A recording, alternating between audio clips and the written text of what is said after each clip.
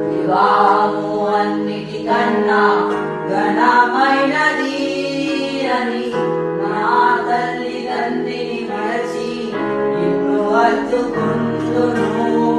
క్రీస్తు యేసు సంఘ